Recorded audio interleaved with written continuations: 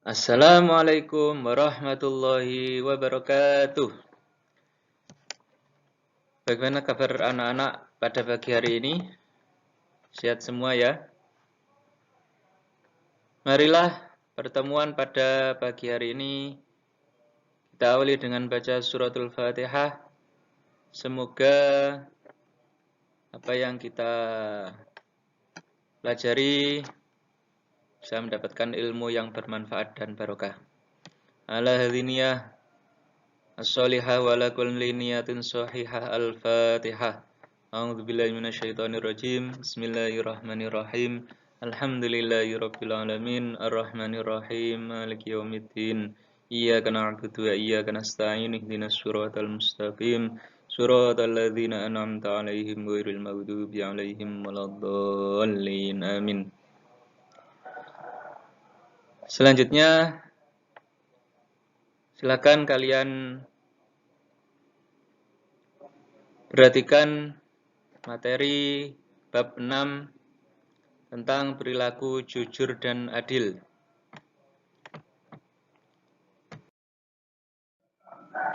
Beta konsep jujur dan adil. Pengertian jujur, pengertian adil. Klasifikasi jujur, klasifikasi adil. Implementasi hidup berperilaku jujur dan adil. Hikmah berperilaku jujur dan hikmah berperilaku adil. Perilaku jujur dan adil. Kejujuran seorang siswa dapat diimplementasikan di sekolah dengan tidak mencontek ketika ujian. Selanjutnya pengertian jujur.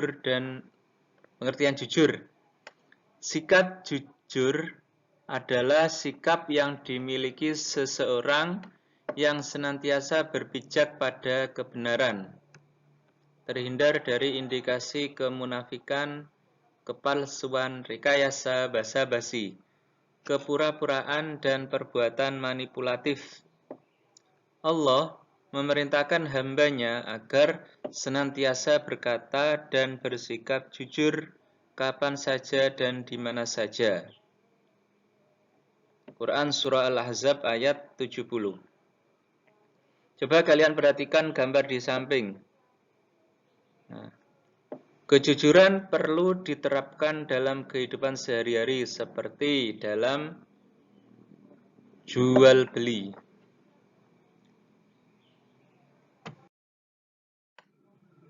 Berikutnya, klasifikasi jujur.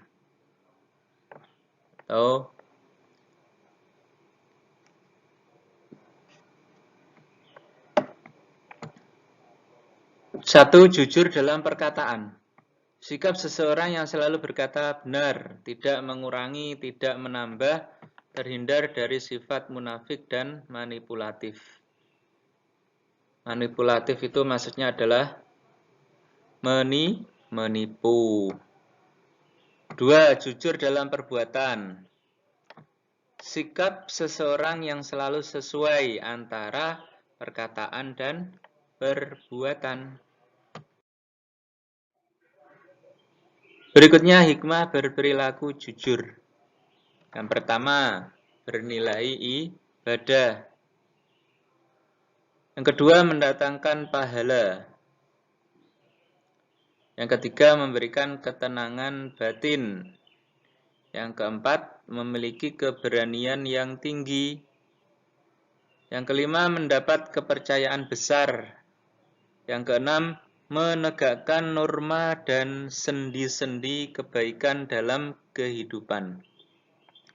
Yang terakhir, memperkokoh proses berbangsa dan bernegara. Berikutnya implementasi perilaku jujur. Maksudnya ada penerapan perilaku jujur. Di sekolah, contohnya tidak mencontek ketika ujian. Kemudian membayar SPP dengan teratur dan lain-lain. Penerapannya ketika di rumah, contohnya berkata jujur ketika ingin keluar rumah, menepati janji jika berjanji dengan orang tua, dan lain-lain. Contoh penerapan perilaku jujur di masyarakat, misalkan berkata jujur dan tidak berdusta ketika berkomunikasi. Contoh gambar di samping, kalian perhatikan. Nah, di situ ada siswi yang sedang mengerjakan ujian. Jadi tidak mencontek ketika ujian, itu adalah salah satu contoh dari perilaku jujur. Kemudian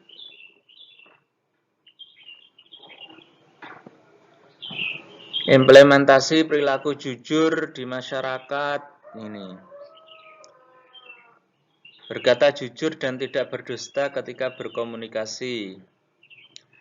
Contohnya, bersikap jujurlah dalam segala hal, termasuk jika kamu diberi amanah mengelola keuangan suatu organisasi. Selanjutnya, perilaku adil. Adil menurut bahasa artinya sama dan seimbang. Adil dalam arti sama, yakni membagi sama banyak, memberikan hak yang sama kepada orang atau kelompok sesuai dengan kesamaan keahliannya. Misal, memberikan gaji yang sama kepada karyawan yang mempunyai keahlian dan tanggung jawab yang sama.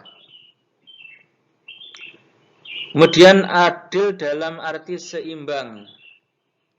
Maksudnya yakni memberikan hak yang seimbang dengan kewajiban yang diberikan atau memberikan sesuai dengan tingkat kebutuhan. Misalnya orang tua memberikan uang saku kepada anaknya sesuai dengan kebutuhan masing-masing. Berikutnya adalah klasifikasi adil.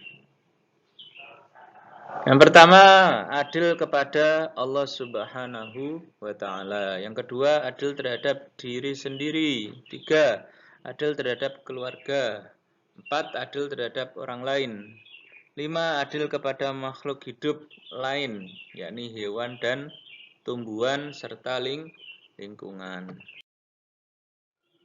Berikutnya, hikmah perilaku adil.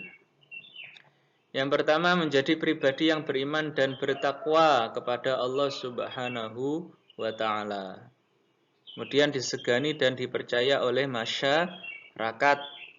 Berikutnya, menciptakan keamanan, ketentraman, dan kenyamanan dalam kehidupan bermasyarakat.